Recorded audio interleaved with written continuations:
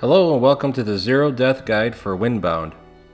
There are two modes to choose from at the start of the game, Story Mode and Survivalist Mode. Having played both, I can tell you that Survivalist Mode is a lot more fun and has more to offer. It may seem harder from the description. In Survivalist Mode, upon death you will retain only the items in your held inventory and start over at Chapter 1. Story Mode, on the other hand, has a slightly easier combat difficulty, and upon death you don't lose any items while retaining your chapter progress. What the game doesn't tell you though is regardless of the mode you pick, if you die you will lose your boat and any items stored on it. So this guide will show you how to complete the game without dying, and it will also help you understand how you can use Survivalist Mode to your advantage when it comes to building your boat. The game is broken down into 5 chapters. In order to advance to the next chapter, you have to visit 3 towers and activate a Nautilus key. Once you have all 3, you can visit the final shrine, which takes you to an underground cavern where you need to complete a boat trial. The trial is just basically an obstacle course. Navigate through the course without destroying your boat, and you will be rewarded with a character perk. The perks are generated randomly and can range from health and stamina boosts, increased inventory slots, higher DPS, or ancestral weapons which will not degrade from use.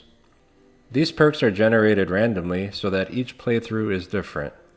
The main focus of this guide will be to get you through all of the chapters, crafting the key items for your held inventory, and explaining the best method to building out your boat. By focusing on the key items you need for each chapter, you'll save time and energy. You'll need this added time to collect food, which will help you overcome the hunger that depletes your stamina bar. Chapter 1. You begin the game with 7 slots in your held inventory. Start by picking up thick grass, rocks, and sticks. This will allow you to craft your first boat, create a grass sling, and start a campfire.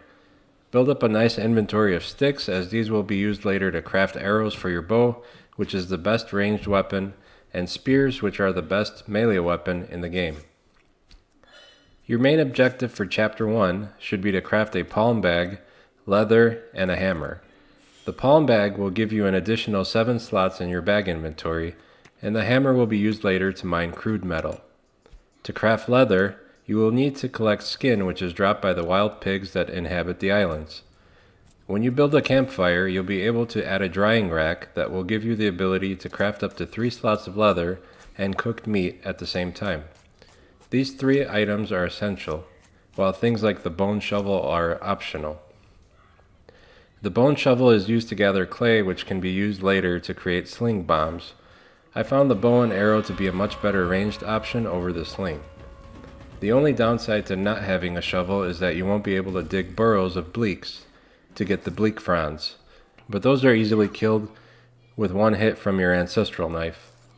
On the upside, not having the shovel will free up much needed space in your inventory. In order to craft a hammer, you'll need to kill a gorehorn to obtain the gorehorn crest. Don't attempt to kill a gorehorn until you've collected a good amount of rocks. You'll need at least 20 to 30 rocks and 2 grass slings, as one is sure to break during the fight. Find a big rock to stand on. It will take some time, but you'll be able to kill a gorehorn without taking any damage. Once you have the hammer crafted, make sure to add it to your held inventory. Before ending the chapter, your held inventory should contain the hammer, sticks, thick grass, leather, and palm fronds. Chapter 2. This chapter is all about gathering stacks of sticks, bones, leather, bamboo, crafting a bow, and arrows. Scattered throughout the maps and completely random is a chance to find abandoned civilizations with pots that contain sea shards and weapons. You may also come across rare metal nodes that contain the stones needed to craft specialized bows like the Bastion bow or the Tempest bow. No matter how bad your luck is, you should be able to craft a bow. There are basic stick bows called a hunter bow and a planestalker bow that you can craft from the horns of a planestalker. Planestalkers are easier to kill than gorehorn and are found on islands with bamboo trees. You'll want to visit all the islands, so a good method is to go around the circle map in either a clockwise or counterclockwise fashion, depending on wind direction. That way you don't miss any islands. Before heading to Chapter 3, You should now have a basic boat made completely of bamboo. Your held inventory should contain a hammer and a bow, a nice stack of leather, arrows, and at least 2 gorehorn crests that will act as a backup for when your hammer breaks. Chapter 3. This is where the game starts to get interesting. If you failed to craft a bow or bring along some extra gorehorn crests in the last chapter, don't worry, you'll be able to do so shortly after beginning Chapter 3. The main objective in this chapter will be to hunt down the Gloom Harrow, so that you can craft an axe. The Gloom Harrow can be a difficult fight if you get too close to him, as he can use his tongue like a certain character from Mortal Kombat that uses a spear. These guys can hit hard on the Survivalist difficulty, so it's a good idea to keep your distance. Your best bet is to attack him from range with a bow. Gloom Harrow like to hang out near the shore sometimes, so an easy way to kill one is to remain on your boat. Once you have the Gloom Harrow jaw added to your held inventory, you can now chop trees down for wood. You may have noticed trees have been available since Chapter 1, so at this point you can make a choice. You could purposely die and go back to Chapter 1 starting over with the axe in your inventory. This would allow you to gather all the wood you missed and allow you to build a bigger and much stronger boat. Or you can keep going. You will have just enough wood to finish a build that is 80% wood and 20% bamboo when you reach the end of the game. For the purposes of this video, we will keep going so you can see what my boat looks like towards the end. Besides crafting the axe with the help of some annoying tree-dwelling pom-poms, you will now be able to craft other essential items. Be sure to scan the trees for silk moths, which will ambush you if you don't get the jump on them. You can make quick work of them with the auto aim button and a spear, but a knife works just as well. They will drop silk thread, which is used to craft bigger bags, more varieties of bows, shrouded armor, which allows you to sneak up on creatures, and even a glider to make getting down from the towers quicker and a lot more fun.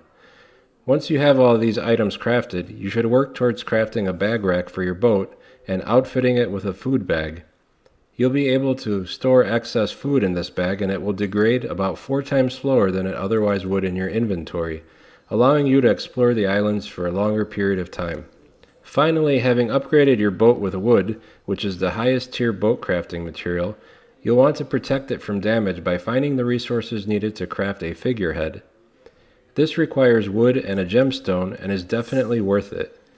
Crafting the figurehead will basically make your boat invincible to all damage from the annoying crabs found in the coral reefs all the way up to the occasional shark attack. This will also ensure that you complete the remaining boat trials with ease. I recommend getting this upgrade as soon as you have a basic wooden boat. Before moving on to Chapter 4, in your held inventory you should now have an axe, hammer, glider, and a bow and arrows. You can fill the remaining slots with whatever else you consider to be essential. Should you die at any point, having these items already in your inventory will greatly reduce the amount of time it will take to get back to this point. Chapter 4. This chapter is all about collecting bamboo and wood to expand your boat and crude metal and scaled armor to reinforce it. There will now be 4 types of islands: the sunny palm trees inhabited by the gorehorn, the shady bamboo forest inhabited by the planestalker, the jungle island inhabited by the gloom harrow, and a new creepy swamp area which may bring you face to face with the pond whomper. The pond whomper is actually the easiest of all bosses. You just have to avoid his jumps, and even if you get caught in his poison gas, you shouldn't take too much damage. The thing that can get you though is if other creatures like the silk maw and bumbler, which is a new type of flying pest, end up joining your fight. So be mindful of your surroundings before engaging the pond whomper. For such an easy fight, you will be pleased to know that he drops scaled armor for your boat. This armor will further reinforce the hull of your boat, making it less likely to take damage. Be sure to fill up your food bag as you travel from island to island. Once you are satisfied or have collected all of the wood and bamboo possible and reinforced the hulls, it's time to move on to the final chapter. Chapter 5. The final chapter is exactly like Chapter 4 with the addition of a new island. You should focus on getting all of the Nautilus keys while collecting food and boat resources. Upgrade and reinforce your boat as much as you can. The new island should be avoided if possible. If you have a fully wooden boat with figurehead and most of your hulls reinforced, just focus on activating all of the Nautilus keys and filling up your food bag. Of course, if the tower is located on the new island, you cannot avoid it, but you should just run through, activate the Nautilus key, and keep moving. Head over and complete the chapter as soon as you have all of the keys activated. After you beat the game, it will return you to the start of Chapter 5. At this point, you want to go into the settings and change the difficulty to Story Mode. You can now continue exploring the rest of the islands, trying to upgrade your boat further, and visit the remaining island to take on Tremorlurk. I hope you found some of these tips helpful today. If you enjoyed this video, hit the like button and don't forget to subscribe so that you never miss a video. As always, thank you for all your support and see you next time.